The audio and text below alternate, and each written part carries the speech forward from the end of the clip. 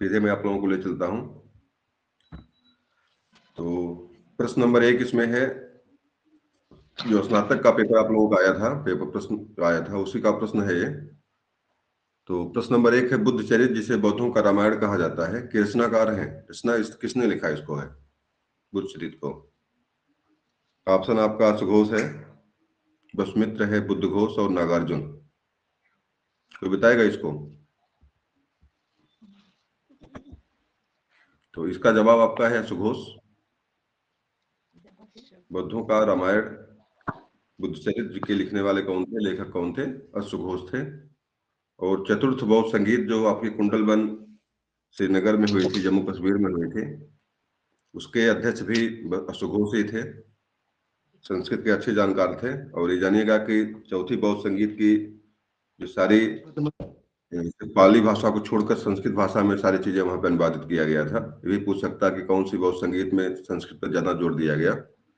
इसका जवाब रहेगा आपका चौथी बौद्ध संगीत, जो कुंडलवन जम्मू कश्मीर में कनिष्क शासक था उस समय, उसके देखरेख में हुई थी। अगला प्रश्न हमारा है, मेंडल मनोवैज्ञानिक किस देश के निवासी थे? मेंडल मनोवैज्ञानिक जो है ये किस देश का निवासी था? जर्मनी का था, इंग्लैंड का था, चेकोस्लोवाकिया का था, फ्रांस का था। मेंडल के बारे में जानते हैं आप लोग? ग्रेगर जॉन मेंडल, उसी के बारे में चर्चा है। कोई बता सकता है इसमें से मेंडल किस देश का निवासी था? इसने अनुवांशिकता का सिद्धांत दिया था, मटर पर प्रयोग किया था उसने, सफेद और लाल मटर पर। और प्रथम बार उसने हाइब्रिड फसल पैदा किया था। तो बताए देंगे, कोई बताएगा कि कहाँ के निवासी थे? चलिए, इसका जवाब आपका है ये चेकोस्लोवाकिया। सबसे सी वाला ऑप्शन आपका जो है चेकोस्लोवाकिया, ये वाला। तो ग्रेगर जॉन मेंडल जो है, जो अनुवांशिकता के जनक हैं, चेकोस्लोवाकिया के निवासी थे। ठीक है। और परीक्षा में बार बार प्रश्न यहाँ से आता है कि अनुवांशिकता के जनक कौन है। इसका भी जवाब क्या रहेगा आपका? ग्रेगर जॉन मेंडल, जो चेकोस्लोवाकिया के निवासी थे। और उन्होंने ही जो है कि प्रथम बार सफेद और लाल मटर पर जो है संकरण करा करके, परागण करा करके एक हाइब्रिड फसल पैदा किया था। और वर्तमान में जो हम लोग धान गेहूं जो हाइब्रिड फसलें जो आती हैं, कहीं न कहीं से इन्हीं की देन है। बाद में चूहे पर भी प्रयोग किए थे, लेकिन मुख्य रूप से प्रयोग इनका जो है, शुरुआती प्रयोग इनका मटर पर ही था। मटर वाला ही ज्यादा पूछता है। चलिए, अगला प्रश्न आपका संधि से है। अधगति बराबर अधोगति होता है, इस संधि का उदाहरण है? स्वर संधि का है, कि विसर्ग संधि का है, गुण संधि का है, व्यंजन संधि का है? कोई बता दे, इसका जवाब दे दे। आसान प्रश्न है, कोई जवाब दे दे इसका।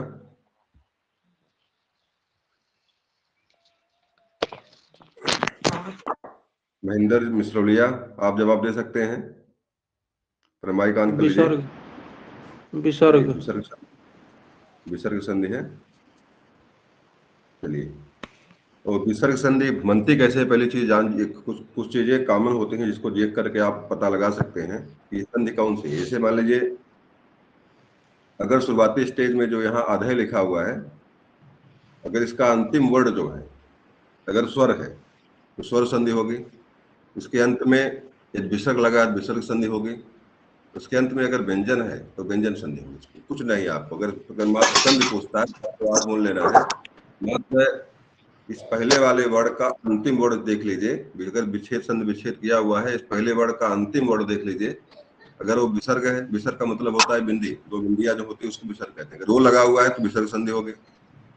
अगर इसके अंत में कोई व्यंजन आया हुआ है, हलंत के साथ है, व्यंजन हो कैसा हो, हलंत के साथ हो, मतलब अंत में क्या लगा हो, उसमें हलंत लगा हुआ, तो वहां पर संधि कौन सी होगी? संधि वहां पर आपकी संधि होगी। अगर इसके अंत में कोई स्वर आया हुआ है, अच आया कोई है, तो वहां पर संधि कौन सी होगी? स्वर संधि या संधि होगी। बहुत आसान फार्मूला इसका। अगर आप जो है, अगर इस तरह की कोई चीज पूछता कभी आपसे है, तो आप मान इतना याद रखिए कि पहला जो विच्छेद किया हुआ, पहले के अंत में क्या चीज लगा हुआ है, इतना जान गए तो आप संधि पकड़ लेंगे। तो यहाँ पे विसर्ग संधि है, बिल्कुल जवाब सही है आपका, क्योंकि इसके अंत में क्या लगा? विसर्ग लगा हुआ है। भले यहाँ पे अधोगत हुआ है, तो अधोगत देकर चक्कर में न पड़िएगा। अधो मैंने व्यंजन संधि किया ना, गुण संधि हो गई यहाँ पे है, ऐसा नहीं है। पहले शुरुआती चिन्ह जो चेंज होता है वही माना संधि माना जाता है। अगला प्रश्न है तन्मय का सही संधि विच्छेद है। तन्मय का सी। तत्धन्मय।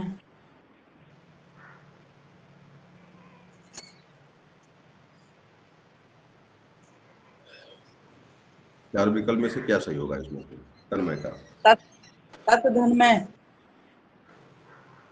तत्धन्मय ता की जगह पर ना हो गया है।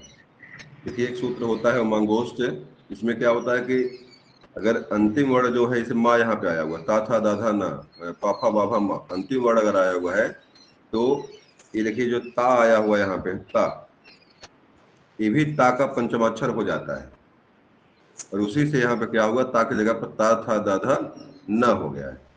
बात समझ में आई? जी। ता जो है ता की जगह पर पंचमाक्षर हुआ है क्योंकि इसके बाद वाले वर्ण जो माँ है पंचमाक्षर का है। ये सूत्र है, इसको आप दिमाग से देखिएगा जाकर, उमांगो सूत्र है एक है, उसी सूत्र के द्वारा जो है ता की जगह पर यहाँ पे क्या हुआ है पंचमाक्षर हो जाता है। उसके बाद वाला वर्ण अगर पंचमाक्षर आया हुआ है तो इसके पहले वाला वर्ण क्या हो जाता है पंचमाक्षर हो जाता है।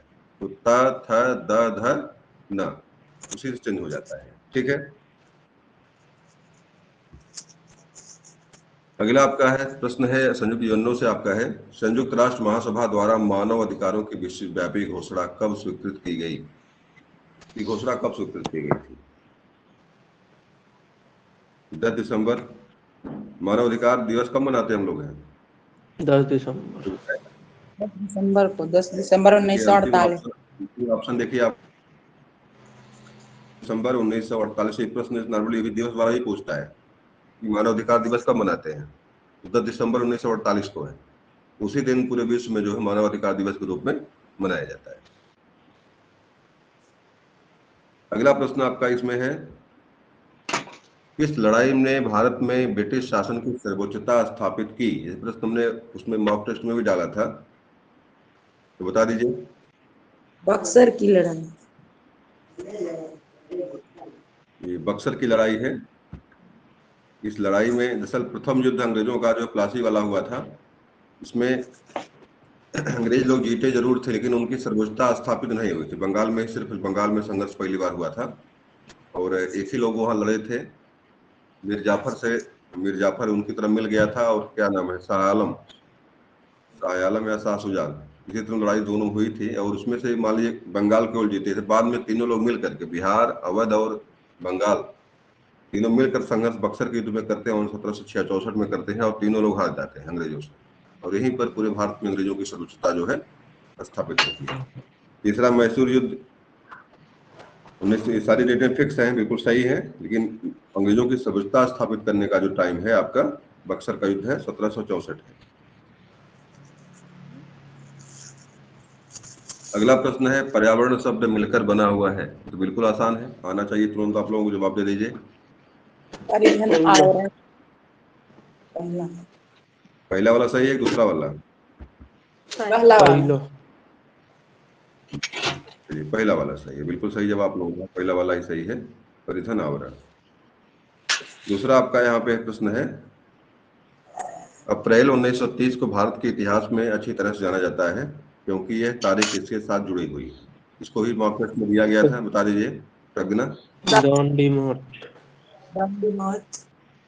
ये दांडी मार्च है, दांडी मार्च यात्रा से ही 1930 का डेट है। ये गांधी जी नमक आंदोलन तोड़ने के लिए जो है गांधी जी साबरमती आश्रम से, एक दांडी जगह है जो समुद्र के किनारे है गुजरात में, वहां तक यात्रा किए थे। इसी को दांडी यात्रा या नमक सत्याग्रह आंदोलन के नाम से भी जानते हैं।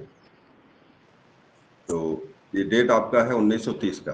1930 में गांधी जी ने यात्रा किया था और लोगों ने जाकर आंदोलन जाकर के नमक वाला कानून जो है अंग्रेजों ने लाया था उसको तोड़ा था। अच्छा बताओ पहला प्रश्न इसमें जो आंसर है भारत छोड़ो आंदोलन से कब हुआ था? भारत छोड़ो आंदोलन कब हुआ था? 1942 8 अगस्त। चलिए 1942 को हुआ था, बहुत सही। और बंगाल विभाजन का कब हुआ था, इसका डेट क्या है? 16 अक्टूबर 1905। 1905, बहुत बढ़िया। और इसको उसमें गवर्नर कौन था जो तोड़ा था इसको? Lord Curzon. और एक व्यक्ति ने पुनः इसको जोड़ा भी था, उसका नाम बता दीजिए।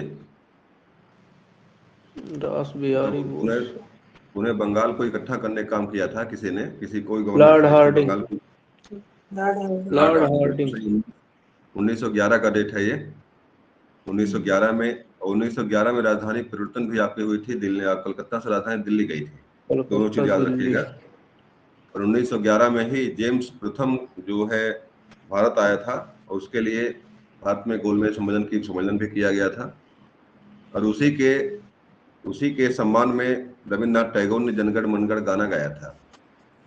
जनगण मन अधिनायक जय हे भारत भाग विधाता, पंजाब सिंध गुजरात मराठा द्राविड़ उत्कल। तो ये गीत जो है, जो राष्ट्रगान आपका है, प्रथम बार जेम्स प्रथम के आगमन पर भारत दरबार जब लगा था, तभी रविन्द्रनाथ टैगोर ने गाया था। मतलब ये किसके सम्मान में गाया गया था? जेम्स पंचम के सम्मान में गाया गया था। इसलिए जेम्स पंचम था, जॉर्ज पंचम था, मतलब इसी तरह पंचम कोई करके था।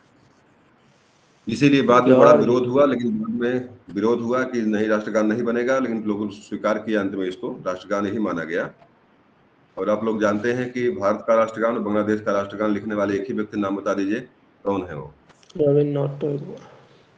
रविन्द्रनाथ टैगोर है। डेट क्या है उनका? बांग्लादेश का राष्ट्रगान क्या है? अमर सोनार बांग्ला। अमर सोनार बांग्ला, बहुत बढ़िया। और ये किस भाषा में लिखा हुआ है? अमर सोनार बांग्ला किस भाषा में है? अमर सोनार बांग्ला किस भाषा में? बांग्ला में। बांग्ला में, बांग्ला बिल्कुल सही, बांग्ला में ही है। और आप जानते हैं प्रथम नोबेल पुरस्कार जो मिला था भारत को, किस पुस्तक को मिला था? गीतांजलि। गीतांजलि। इसके भी लेखक रविन्द्रनाथ टैगोर ही थे। और डेट बता दीजिए कोई, कब मिला था? 13 था, 1913। 1913, बिल्कुल सही जवाब, 1913 था ये। अच्छा बताओ, नोबेल की स्थापना किसके सम्मान में किया गया था? नोबेल पुरस्कार जो मिलता है, किसके किसके जो है यादगार में दिया जाता है उसको, है? उनके नाम में भी नोवेल लगा है। अल्फ्रेड नोबेल नाम था उसका। Alfred Nobel. Alfred Nobel. और उसने डायनामाइट का आविष्कार किया है। डायनामाइट का डायनामाइट। आविष्कार किया है। उसने एक लिखित दिया था कि मेरे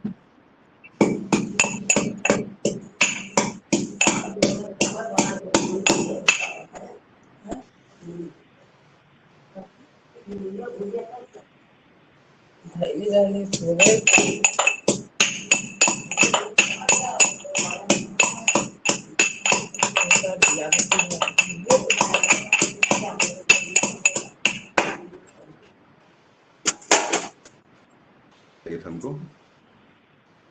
तो ली जोंग पेई, ली जी ली ली जी जिया, विक्टर एक्सेल्सन, कैरोलिन मारिन। चलिए इसका जवाब देख लीजिए। Victor Axelsen.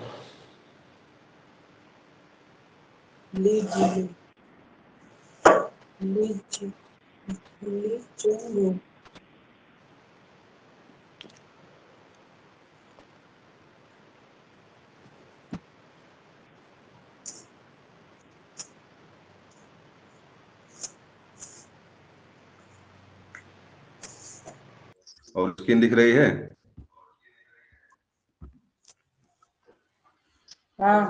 चलिए, तो पुस्तक प्रश्न था, लाइफ डिवाइन पुस्तक के लेखक कौन है? तो इसका जवाब बताइए कोई। अरविंद घोष। इसके जवाब, बिल्कुल जवाब सही आपका है। इसका जवाब है अरविंद घोष। लाइफ डिवाइन पुस्तक के लेखक कौन है? अरविंद घोष हैं। और पंडिचेरी में इनका आश्रम बना था, आश्रम कौन सा आश्रम बना है पंडिचेरी में? इनके आश्रम का नाम विले, और विले आश्रम था इनका। और आईसीएस थे। प्रथम बार ये जो है कि मतलब जो सेवा थी अंग्रेजों की, जो लाए थे, प्रथम पास की, उसको छोड़े, और छोड़ करके जो है कि समाज सेवा में गए। राधा कृष्णन के बारे में सभी लोग जानते हैं, शिक्षक दिवस के रूप में मनाते, जन्मदिन इनका है। राधा कृष्णन भारत के प्रथम उपराष्ट्रपति थे। तो बताइए कब मनाते हैं इनका जन्मदिन? डेट क्या है? कब मनाते हैं शिक्षक दिवस को? कब मनाते हैं? 5 सितंबर। चलिए 5 सितंबर का डेट है, बिल्कुल सही है। रविन्द्रनाथ टैगोर के बारे में तो पूछ भाई, सारी चीजें इन्हीं की हैं। राष्ट्रगान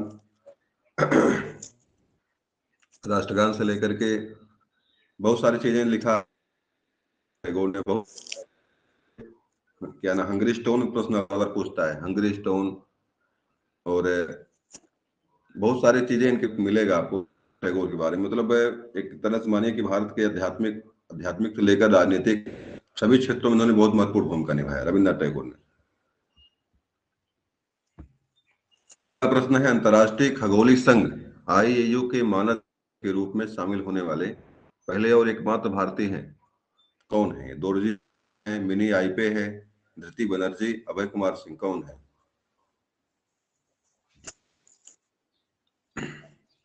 ये आपके करंट से प्रश्न। और एक चीज और जानिएगा यहीं से, IAU ने ही जो है कि अंतिम जो यम ग्रह था उसको बाहर किया था कि नहीं नहीं, अब ये ग्रहों की श्रेणी में नहीं आता है।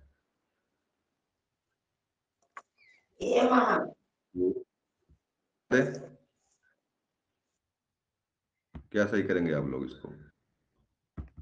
इसका जवाब देखिए, पहला वाला है दोरजी अंगचुंग।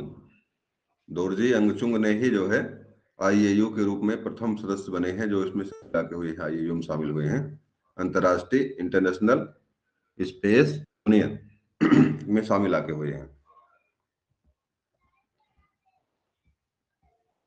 प्रश्न आप लोगों का है, बहुत आसान प्रश्न है, बार बार पूछने वाला प्रश्न है। आनंद मठ के लेखक कौन है? रविन्द्रनाथ टैगोर, नायडू, अरविंद घोष। क्या सही है? बंकिम चंद्र चटर्जी। चलिए बी वाला सही इसका है। बैंक किसी प्रश्न जो पूछता है आप लोगों का, जो राष्ट्रगान लिया, राष्ट्रगीत जो आपका है, कहाँ से? आनंद मठ। आनंद मठ से लिया गया है। आनंद मठ का संबंध किस विद्रोह से है, ये भी बता दीजिए आप। सन्यासी। सन्यासी विद्रोह से। किसके वो लोग? क्या आवाज नहीं? सन्यासी लोग जो थे किसके पुजारी थे? दुर्गा। दुर्गा जी के पुजारी थे। बहुत बड़े। अच्छा ये बताइए, जो राष्ट्र है, आवाज की बारह नहीं, सही से नहीं, पता नहीं। राष्ट्रगीत जो आपका है ये कितने पाद में है, तो कितने चरण में लिखा हुआ है इसको? जो राष्ट्रगीत प्रथम है, कितने पाद? 5। बिल्कुल सही जवाब है आपका। और राष्ट्रगान भी जो आपका लिखा है, जो हम लोग गाते हैं 52 सेकंड में, ये भी 5 पाद में है। उसका प्रथम पाद ही राष्ट्रगान के रूप में स्वीकृत है। और राष्ट्र गीत को गाने का समय 62 सेकंड है, राष्ट्रगान को गाने का समय जो है आपका 52। ये भी दिमाग में रखिएगा आप लोग। और दोनों में 5-5 पाद है, प्रथम पाद गीत को।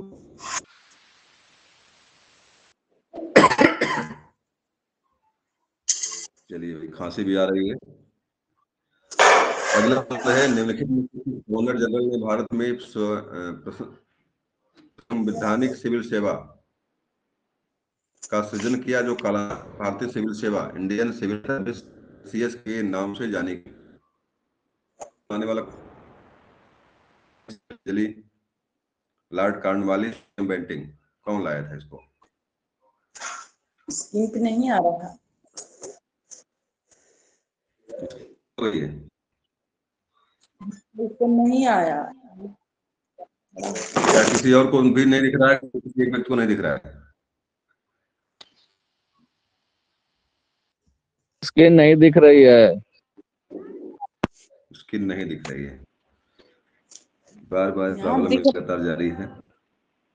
क्वेश्चन दूसरा वाला नहीं आ रहा। क्वेश्चन दिख रहा है स्क्रीन पे, तब क्या समस्या है? कौन? स्क्रीन चेंज नहीं हुई, स्क्रीन चेंज नहीं हुई है।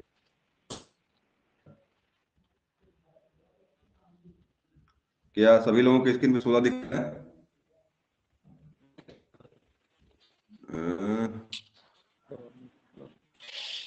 तो दिख कोई बता दे भाई, क्या दिख रहा है कि नहीं स्क्रीन तुम्हें? रहा। दिख रहा है स्क्रीन? नहीं नहीं दिख रहा सर, है? नहीं। नहीं दिख रहा। हाँ, चलिए सभी लोगों को नहीं दिख रही स्क्रीन है। चलिए हमने स्क्रीन बंद कर दिया है फिलहाल। अभी मैं पुनः खोल रहा हूँ स्क्रीन को।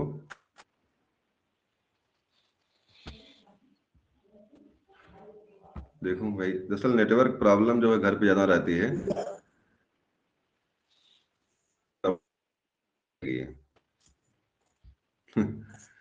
चलिए ये बताइए, अभी स्क्रीन देखी किसी को? अभी नहीं देखी। स्क्रीन शेयर हो रहा कि नहीं? इस तरह कुछ ऑप्शन आ अभी रहा है नहीं, इसके द्वारा? कुछ नहीं।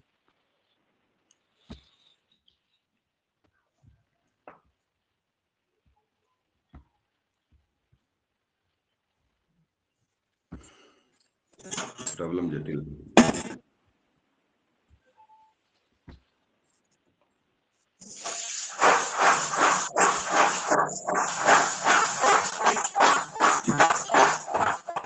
मेरा कोई खाना वाना बना रहा है, अपना माइक बंद। कुसुम जी का है, कुसुम जी नहीं का खाना बन। स्क्रीन दिख रही है आप लोगों को भी? अभी ब्लैक दिख रही है अभी।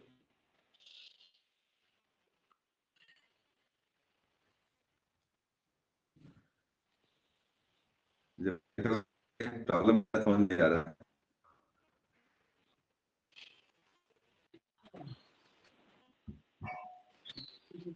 क्या स्क्रीन दिखी कि नहीं?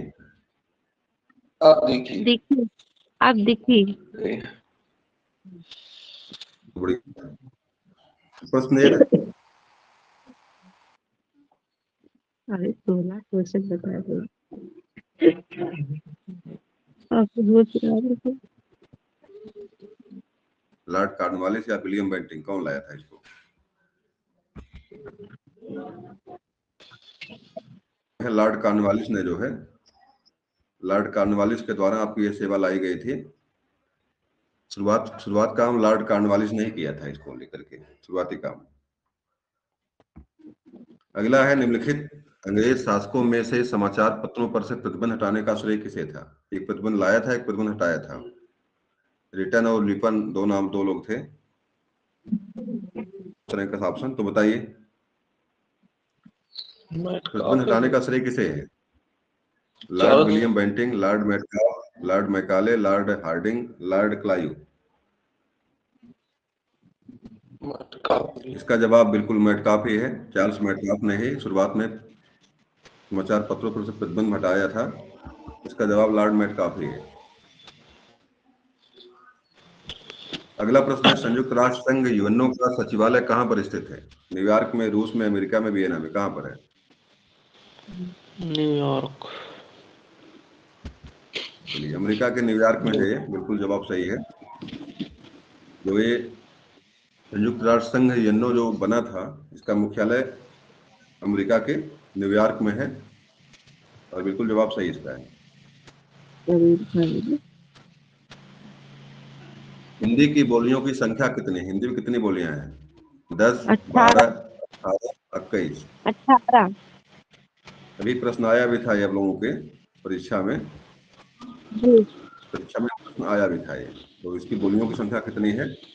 18 है। 5 उपभाषाएं हैं, इसमें पूर्वी और पश्चिमी और आपका राजस्थानी, इस तरह करके जो है कि क्या नाम, बिहारी, और क्या बोलते हैं, मतलब 5 उपभाषाएं आपके इसकी बोलियों के हैं, और 5 उपभाषाओं के सब मिलाकर के 18 बोलियां आपके हैं। तो इस तरह से। अच्छा बताओ, बिहारी जो भोजपुरी है, भोजपुरी किस उपभाषा की बोली है? भोजपुरी भोजपुरी किस उपभाषा की बोली है? कोई बताएगा? ये भोजपुरी है। भोजपुरी जो आपकी बिहारी भाषा जो आपकी है, बिहारी बिहारी जो बोली है, ये उसी की जो है उपभाषा है, ये बिहारी की। मतलब भोजपुरी बोली जो है बिहारी, जो जो बिहारी उपभाषा उसकी बोली है। अच्छा बताइए, अवधि किसकी है? अवधि हिंदी की। अवधि किस उपभाषा जी? हिंदी। नहीं, हिंदी की नहीं है। जैसे हिंदी की जो चार पांच उपभाषाएं बनाई गई, जैसे राजस्थानी है, पश्चिमी है, पूर्वी है, बिहारी है, नेपाली है, नहीं पहाड़ी है, पहाड़ी करके है। पांच उपभाषाएं हैं, इसी पांचों में से 8 बोलियां निकली हुई है। तो अवधि किसकी बोली है? इस उपभाषा की बोली अवधि जो है पूर्वी की है। अभी हम बात करें कि नेपाली किसकी है, तो इसकी पहाड़ी हो जाएगी। तो इस तरह से 5 उसको पढ़िएगा आप लोग, इसी परीक्षा में भी पूछता है। जैसे भी मारवाड़ी की बात करें, छत्तीसगढ़।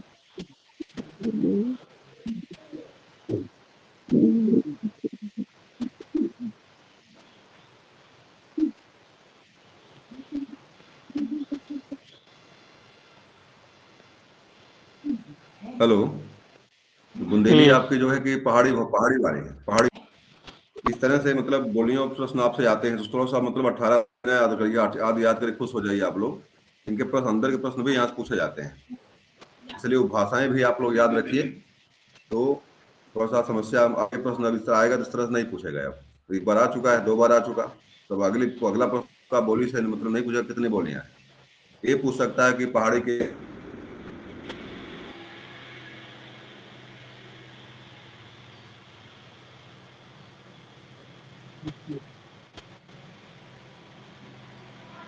चलिए अगला प्रश्न आपका, अयोगवाद किसे कहते हैं? स्वर को, विसर्ग को, अनुस्वार विसर्ग दोनों को, स्वरों को। स्वर और विसर्ग दोनों को। चलिए, हिंदी में अयोगवाद 2 हैं केवल, लेकिन आपके संस्कृत में जब जाएंगे आप, तो वहां पर अयोगवाद की संख्या 4 है। तो अयोगवाद कहा किसने है? हिंदी में किसने अयोगवाद कहा है? इन दोनों वर्णों को, अनुस्वार और विसर्ग को अयोगवाद किसने कहा है हिंदी में? नाम बता दीजिए उनका, नाम बता दीजिए किसने कहा है अयोगवाद। इसमें किशोरी लाल गोस्वामी करके कोई है, किशोरी लाल वाजपेयी या किशोरी लाल गोस्वामी करके हैं। गोस्वामी। उन्होंने ही जो है कि क्या बोलते हैं, व्यंजन और विसर्ग को जो है, नहीं नहीं, अनुस्वार और विसर्ग को अयोगवाद कहा है। इसके बारे में चर्चा हमने विधिवत किया है, जब हमने व्यंजन जो वर्णमाला पढ़ाया था वहां पे, अयोगवाद क्यों कहा गया, कारण क्या था। क्योंकि वास्तव में दोनों के दोनों नहीं है, न स्वर है ना ही व्यंजन है, दोनों में इनका प्रयोग होता है। इस पर चर्चा हमने बढ़िया से किया था, कैसे कैसे होता है। और जानिएगा कि आपके संस्कृत में 4 अयोगवाद होते हैं। नाम बता दीजिए संस्कृत में कौन कौन से, नाम बता दीजिए।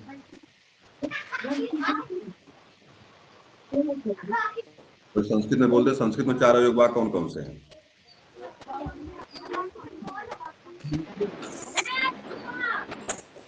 तो बता दे भाई, संस्कृत में 4 अयोगवाद कौन कौन से हैं? देखिए, अनुस्वार और विसर्ग के अलावा जिह्वा मूली और उपमध्यमनीय, जैसे हिंदी में आपके अनुस्वार और विसर्ग है, उसी तरह से आपके संस्कृत में उपमध्यमनीय और जिह्वा मूली सब मिला के 4 अयोगवाद संस्कृत में बनते हैं। आपकी परीक्षा में अगर संस्कृत में प्रश्न पूछेगा अगर आप लोगों का ये, तो अयोगवादों की संख्या वहां पर 4 रहेगी। तो हिंदी में प्रश्न पूछता तो वहां पर अयोगवादों की संख्या जो है 2 रहेगी, अनुस्वार और विसर्ग है। ठीक है। सर अनुनासिक क्या है? अनु का मतलब होता है मुख, नासिक का मतलब होता है नाक। जिसका उच्चारण नाक और मुख दोनों से, उसे अनुनासिक कहते हैं। तो ये अब तीन बताइए, सर, तो ये भी तो अयोगवाह है। तो अनुस्वार तो उसी में आते हैं श्रीमान जी। अनुस्वार जो जी होता जी है, जी। अनुस्वार कोई वाक्य चीज है, बहुत अंतर नहीं दोनों में है। इतना है कि चंद्रकाठ बिंदी वाला होता है, एक बिना चंद्रकाठ बिंदी वाला होता है, वो भी उसी में शामिल है। वो हिंदी में उस जी जी जी।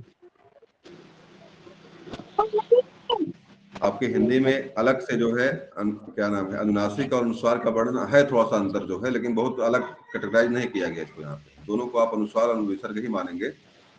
और हिंदी में अगर लोग वाक तो को ही लगाएंगे, अनुस्वार विसर्ग को ही लगाएंगे।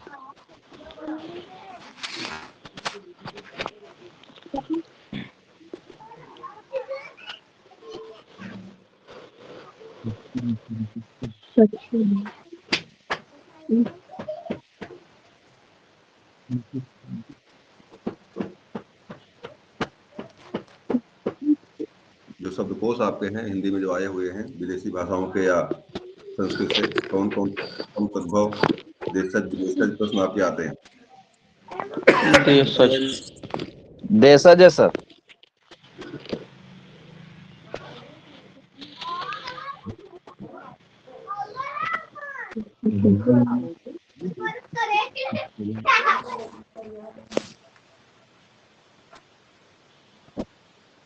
कोई शब्द संकर भी होता है? हाँ, जो अंग्रेजी हिंदी मिलके बने। रेलगाड़ी। दो शब्दों से दो।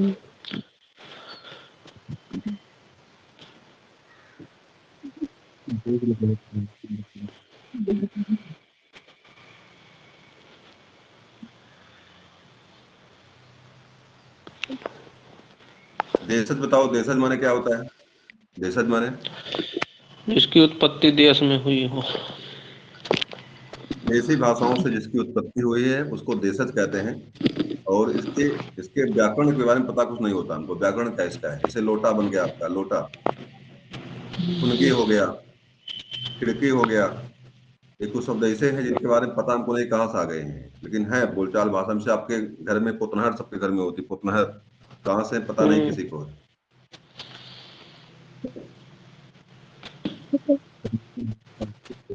लग रहा होगा अपने आप नेटवर्क जो है फेल हो जा रहा है। चलिए, तो उन्हें मैं प्रयास करता हूँ स्क्रीन शेयर करने का।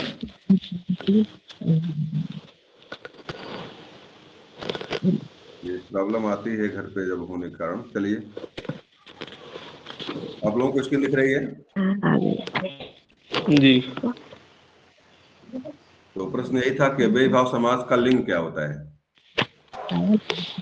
नित्य पुल्लिंग में होता है, नित्य स्त्रीलिंग में, नित्य नपुंसक लिंग में, किस में चलता है अव्ययी भाव समास का लिंग क्या होता है?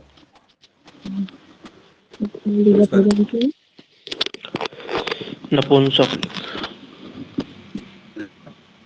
सर नपुंसक में। अव्ययी भाव एक जानिएगा कि अव्ययी भाव समास वाले कोई शब्द जैसे मान लीजिए प्रतिदिन दे दे, प्रतिदिन, और पूछे कि प्रतिदिन का लिंग कौन सा है, तो आप बोल कर आप जान जाइएगा कि अव्ययी भाव समास कोई शब्द अगर आया हुआ है तो नपुंसक लिंग में ही उसका प्रयोग होता है। अगर कोई यथाशक्ति दे दे आपको, हर एक दे दे, मतलब अव्ययी भाव समास का नपुंसक। कोई उदाहरण मिल जाए आपको अगर, कि निश्चित रूप से यह शब्द समास क्या होगा, लिंग का जो होगा, लिंग जो होगा आपका नपुंसक। ठीक है, ये चीज आपको यहाँ से अव्ययी भाव समास से आपको दिमाग में रखना है।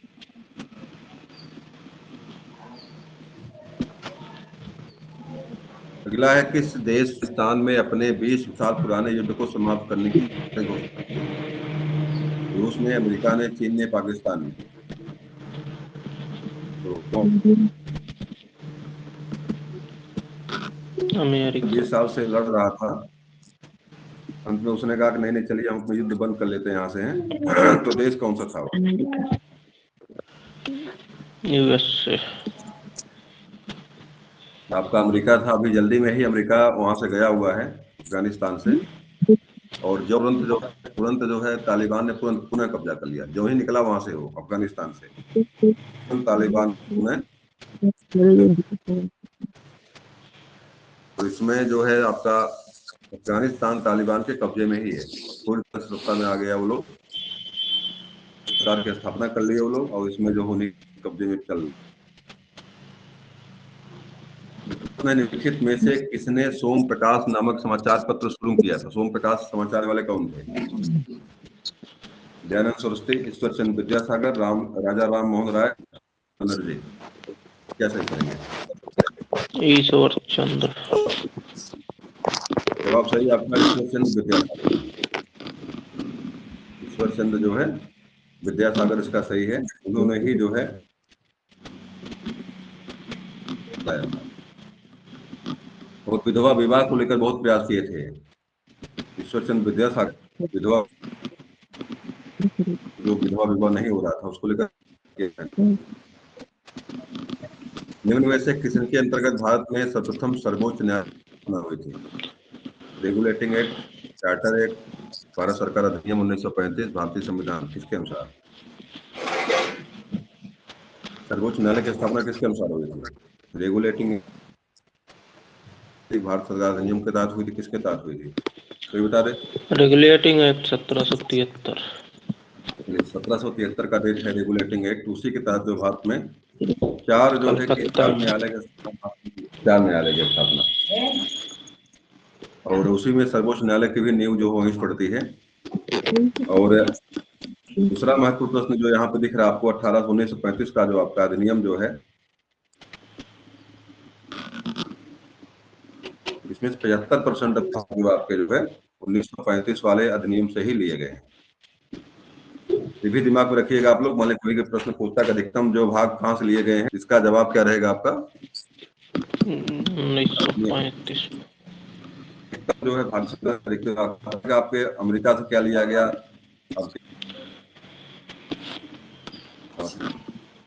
उसका जानिएगा कि 1935 के अधिनियम से अधिकतम पार्ट जो भारत अमेरिका से लिए। अगला है प्रेरणा व्यवहार के लक्षण है। दिवा स्वप्न,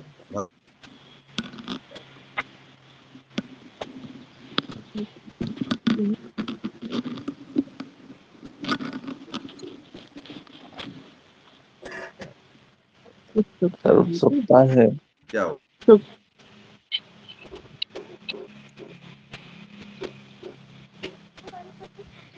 देखिए इसका डी वाला सही है। उत्सुकता। प्रेरित करने का मतलब होता है कि किसी चीज को सीखने के लिए उसको प्रेरित करने से। मान लीजिए मैं आप लोगों को प्रयास कर रहा हूँ, देख रहे स्क्रीन है? हाँ सर दिख रही है। तो प्रश्न इसका आपका हो जाएगा कुछ उत्सुकता हो जाएगा इसका जवाब। लेकिन हमने प्रश्न पूछा था कि दिवा स्वप्न किस काल की विशेषता विशेषता दिवा स्वप्न है। दिवा स्वप्न जो मूल रूप से किस काल की विशेषता है? कोई जवाब दे दे इसका। इसका जवाब आपका है किशोरावस्था। जी सर। किशोरावस्था की विशेषता है। उसी टाइम पे जब वो 13 से 15 वर्ष 18 वर्ष की उम्र में लोग होते हैं तो विशेष सोच में डूब जाते हैं, अपने अगल बगल को भूल जाते हैं। उसी को दिवा स्वप्न कहते हैं। मतलब आंख खुली रहे और कहीं पर गुम रहना, ये होता है आपका दिवा स्वप्न। भग्नाएं जो है यहाँ पे क्या होता है, मतलब इसको भग्नाशय होते हैं, अलग चीज है ये। आ जाइए, मेढक में श्वसन किस अंग द्वारा होता है, बताइए भाई। त्वचा से होता है, क्लोमो से होता है, फेफड़े से होता है, किन तीनों से होता है? किससे करते हैं मेढक श्वसन क्रिया?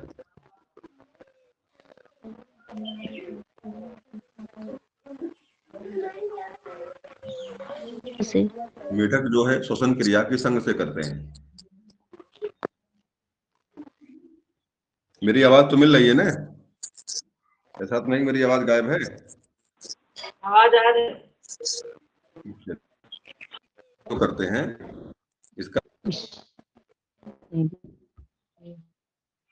इसका जवाब डी सही है। लेकिन इन सारी चीज को जानना कि श्वसन क्रिया कैसे तीनों चीजों करते हैं। जैसे अब जब मिट्टी में घुस जाते हैं जाड़े में तो त्वचा सांस लेते हैं अपने, पानी के अंदर जब होते हैं तो एक क्लोमो से सांस लेते हैं, और पानी के बाहर जब जमीन पे होते हैं तो फेफड़े सांस लेते हैं। तीनों प्रकृति ने इनको दिया हुआ है मेढक को, तरह से ये श्वसन क्रिया जो है अपनी करते हैं। बात समझ में आई? अपने आप में विचित्र जीव एक है जो कि त्वचा, क्लोमो और फेफड़े से लेता है, श्वसन क्रिया करता है। आपका है अभिप्रेरणा सामान्यतः क्रियाकलापों का प्रभाव है जो प्राकृतिक व्यवहार को इंगित और निर्देशित करता है। यह परिभाषा दी है, ये मनोविज्ञान का प्रश्न है। मोटिवेशन अभिप्रेरणा सामान्य क्रियाकलापों का प्रभाव है जो प्राणी के व्यवहार को इंगित और निर्देशित करता है। ये परिभाषा किसने दी है? इसका जवाब आपका जॉनसन है। जॉनसन ने परिभाषा ये दी है, जॉनसन की परिभाषा है। अगला देख लीजिए। तो सबको आना चाहिए, बता दीजिए भाई आप लोग। मानव शरीर में हड्डियों की संख्या कितनी है? 206 होती है। अच्छा बताइए, एक शिशु आ जाए, छोटा सा बालक, और एक बुजुर्ग, मतलब एक प्रौढ़ व्यक्ति हो, तो सबसे अधिक हड्डियां किसमें रहेंगी? शिशु में, प्रौढ़ में? शिशु में। शिशु में रहती हैं। बिल्कुल सही जवाब आपका है। प्रौढ़ावस्था में कुछ हड्डियां जुड़ जाती हैं और शिशु में सबसे अधिक हड्डियों की संख्या होती है। परीक्षा वाले प्रश्न इस तरह पूछता है तो आपको जवाब देने के लिए करना चाहिए इस तरह से। अगला प्रश्न है, थानडाई का बुद्धि संबंधित सिद्धांत है। एक तत्व सिद्धांत है, एक द्वितत्व सिद्धांत है, एक बहुतत्व है, एक त्रिआयामी है। क्या है थानडाइक वाला? बहुतत्व सिद्धांत। चलिए, जवाब आपका सही होना चाहिए। ये बहुतत्व वाला सिद्धांत थानडाइक का है।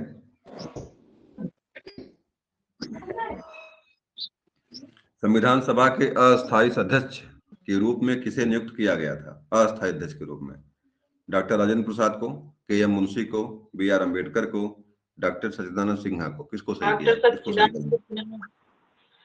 चलिए, डी वाला सही कर रहे हैं आप लोग।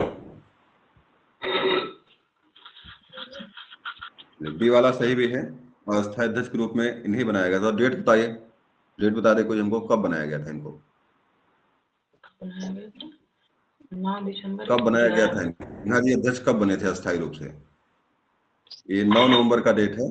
9 नवंबर का डेट है ये। और पुणे 11 नवंबर को राजेंद्र प्रसाद को जो है पद दिया जाता है अस्थायी रूप से। इनके लिए 9 से लेकर 11 तक आपके सिन्हा जी रहे हैं। उसके बाद राजेंद्र प्रसाद अस्थायी अध्यक्ष बनते हैं संविधान सभा के। तो दोनों चीजें आप याद रखिएगा। बी.आर. अम्बेडकर प्रारूप समिति के अध्यक्ष थे। ये बहुत परीक्षा में पूछता है और संविधान के निर्माण में महत्वपूर्ण भूमिका निभाने वाले या संविधान निर्माता के रूप में लोग जानते हैं इनको है। कुछ चीजें हैं यहाँ पे। आगे आइए।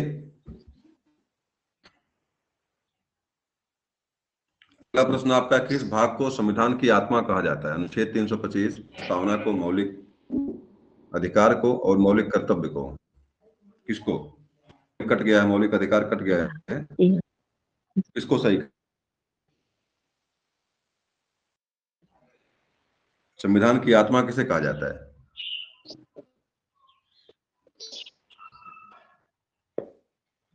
तो देश प्रस्तावना को। इसकी नहीं हमारे यहाँ। सबकी स्क्रीन गायब है कि आपकी स्क्रीन गायब है?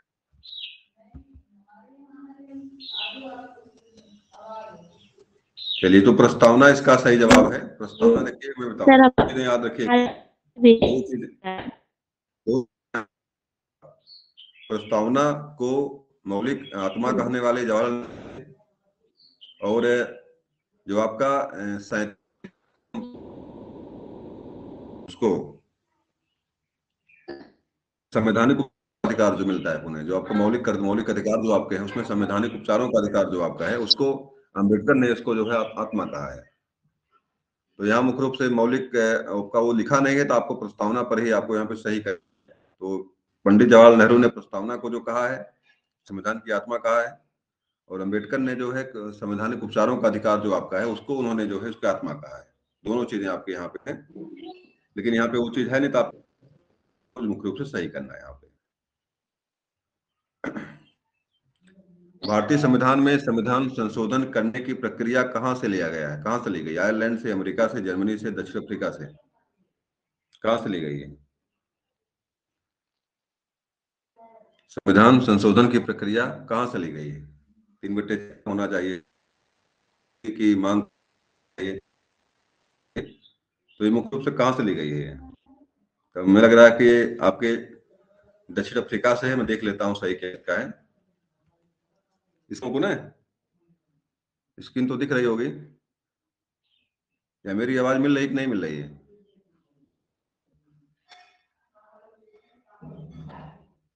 कोई बताए भाई, मेरी है कि नहीं?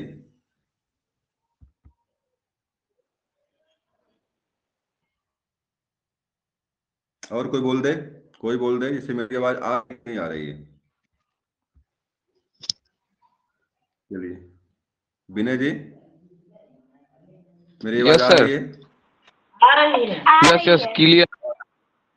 कोई बताए भाई, नहीं तो हम जो सब फाल होता रहता है यहाँ पे। अगला प्रश्न आपका, अच्छा बताइए, संविधान संशोधन विकास हो गया, सही है। इसे जर्मनी से क्या लिया गया? बाइमर संविधान भारत में। सर जर्मनी नहीं, आपातकालीन जर्मनी से क्या लिया गया? स- हाँ, दक्षिण अफ्रीका। आपातकालीन नहीं नहीं, आपातकालीन व्यवस्था जर्मनी से ली गई है।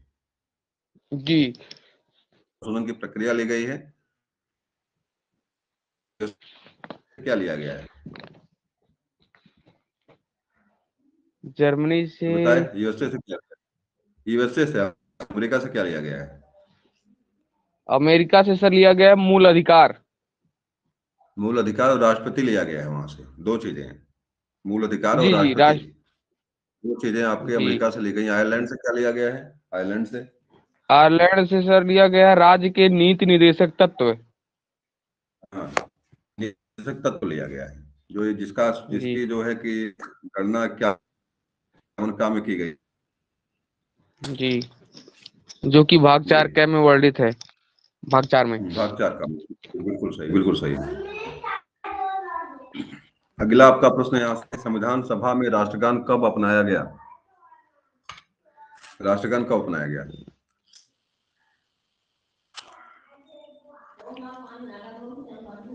राष्ट्रगान, जवाब भी सही, देखिए यहाँ पे है 24 नवंबर 1950। 24 नवंबर 1950 को जो है अपनाया गया था। तो राष्ट्रगान आपका जो है 24 नवंबर 1950 को जी। का है। बच्चों के अधिनियम कितने वर्ष के बच्चों के लागू है? 6 से 14, क्वेश्चन नहीं 7 से बदल रहा है। 13। 6 से 14 सर। नेटवर्क प्रॉब्लम है, 6 से 14 है, जी। 7 से 11 और 6 से 12।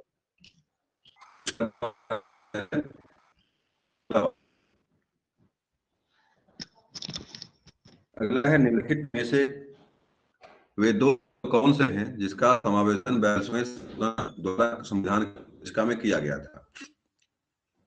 सर धर्मनिरपेक्ष, क्वेश्चन नहीं बदल लोकतांत्रिक, रहा सर। जी sir. Network problem, network problem हो सकती है आपके यहाँ या हमारे यहाँ। नहीं, हमारे यहाँ तो सर ठीक ठाक है फिलहाल। तो हमारे यहाँ प्रॉब्लम हो सकती है, कोई बताए, क्वेश्चन नहीं कोई बदल। बोले, पुनः कोई बोल दे। सर नहीं बदल रहा है। नेटवर्क प्रॉब्लम पुनः हावी है, नहीं बदलने का कारण नेटवर्क प्रॉब्लम है। 36 है इसमें हमारे, तो चेंज रहेगा बाद नेटवर्क उसमें भी।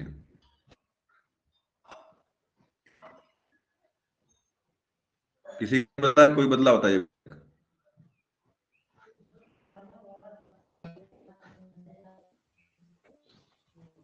बोल दे पुनः, तो हटें इसको यहाँ से, पुनः जुड़े। प्रश्न नहीं बदल रहा, वही है। पुनः प्रयास करता हूँ मैं, जी सर, पुनः बदल नहीं रहा। करता हूँ यहाँ से। प्रश्न संख्या 34 के अलावा कुछ नहीं है। नहीं, 34 के बाद आया ही नहीं। हम तो वही हटा दिए, सब सारी चीजें हमने हटा दिया, वहां तभी नहीं बदल रहा है। बदल अब स्क्रीन नहीं दिख रही है सर।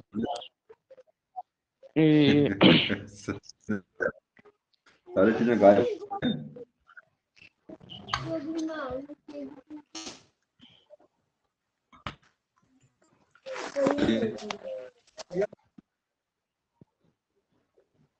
तो प्रॉब्लम मतलब लगातार बनी हुई है, कल तो खत्म हो रही, आज नहीं खत्म हो रही है।